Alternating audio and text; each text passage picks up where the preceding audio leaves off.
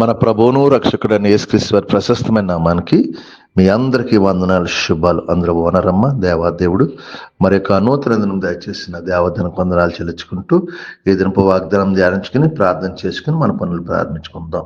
ఈ దినపు వాగ్దానం ఏలి అనగా శిశువు పుట్టను మనకు కుమారుడు అనుగ్రహించబడిన యెషయా గ్రంథం 9వ అధ్యాయం 6వ వచనంలో ఈ మాట, శిశువు పుట్టును మన కుమారుడుగా ఆయన భుజం మీద రాజ్యభారం ఉందంట.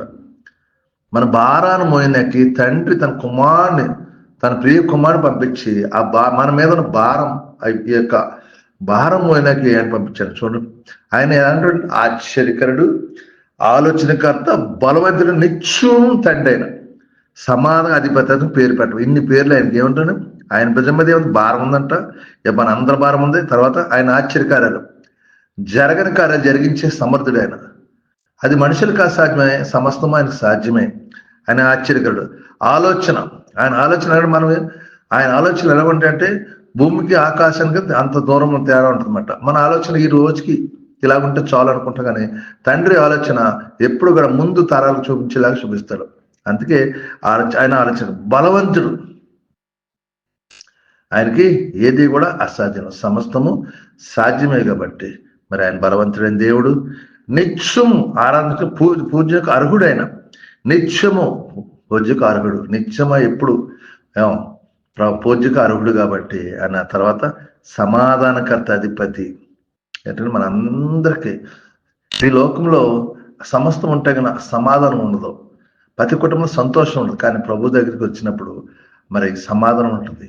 అక్కడికి వచ్చి ప్రార్థన చేస్తే మనకు ఉదయం నెమ్మది కలుగుతుంది, మనకి శాంతి వస్తుంది, ఆరోగ్యాన్ని ఇస్తాడు, సమస్యలను విడిపిస్తాడు. కాబట్టి ఆయన ఏమంటాడంటే ఏలయనగా మన శిశువు పుట్టిన ఆ శిశువు అంటాడు మన భారాన్ని మోసేవాడు, మన పాపాలను తీసేవాడు, మన పరలోకంలో రాజ్యంలో చేర్చేవాడు, మన కోసం ప్రాణం పెట్టినవాడు, మన కోసం మన ప్రార్థన ఆలకించేవాడు. కాబట్టి ఈ వాగ్దానం ప్రార్థన చేయి, ఆయన నీకు నీ కుటుంబానికి సమాధానం ఇచ్చే కృప దేవుడు దయచేయను గాక. ఆమేన్. ప్రార్థన చేస్తాను. మీరు నా దగ్గర ప్రార్థన. సర్వాధికారి యేసు ప్రభువా, పరిశుద్ధుడా, కృపగలవాడా, కనికరపునుడా, నీకు వందనాలు, స్తోత్ర. మరొక నూతన దినం దయచేస్తూ ఈ దినమంతా నీ రెక్కల చాటును భద్రపరచండి, కాచి కాపాడండి, దీవించిన యజమానుల ద్వారా, తోటి పని వారి ద్వారా ఏకిడి జరుగు అందరితో సమాధానం, శాంతి, నెమ్మది దయచేయండి. బిడ్డల చుట్టూ మీకు కంచిపండి, మీకు ఆబ్దాలు, నీ అభిషేకం, నీ ఆత్మ, నీ పరిశుద్ధ సన్నిధి నీ బిడ్డలపై కుమ్మరించుకో. నీ బిడ్డలపై నీ వెలుగు ఉంచండి, చీకటిని తొలగించండి, ప్రతి కీడుని మేలుగా మలచమని అడుగుతున్నాను తండ్రి. నీకు చేస్తున్న చేతి పనులు దీవించు, కష్టాజీతం ఆశ కష్టాజీతం అర్థంగా పోకుండా సహాయించి, తాగుడు పేడ వ్యసనాలు ధరించి అప్పులు బంధకాలను విడిపించండి, బలహీనలు ముట్టి స్వస్థపరచండి, హాస్పిటల్ వేసిన బిడ్డలను జ్ఞాపకం చేసుకోండి, ఆ అనాథ బిడ్డలను జ్ఞాపకం చేసుకో, వృద్ధులను జ్ఞాపకం చేసుకో.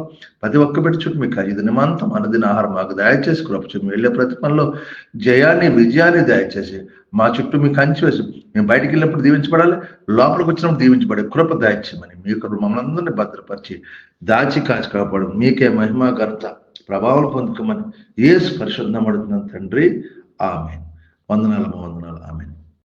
ప్రభు నామంలో ఈ వీడియో వీక్షించిన ప్రతి ఒక్కరికి జీసస్ స్వస్థత ప్రార్థనా మందిరం వారి ప్రత్యేక వందనాలు తెలియజేసుకుంటున్నాము.